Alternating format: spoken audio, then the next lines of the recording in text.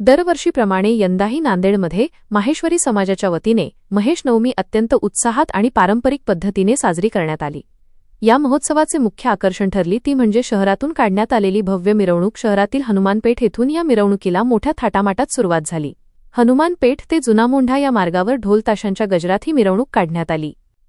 या मिरवणुकीत साकारण्यात आलेला शिवपार्वतीचा विलोभनीय देखाव्याने संपूर्ण नांदेडकरांचे लक्ष वेधून घेतले।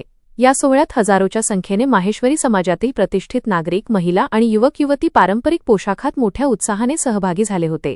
महिलांकडून सामाजिक संदेश देण्यात आला।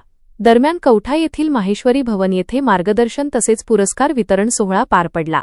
समाजाच्या प्रगतीत मोलाचे योगदान देणाऱ्या आणि विविध क्षेत्रात उल्लेखनीय कामगिरी करणाऱ्या समाजातील प्रतिष्ठित नागरिकांचा विशेष पुरस्कार देऊन गौरव करण्यात आला।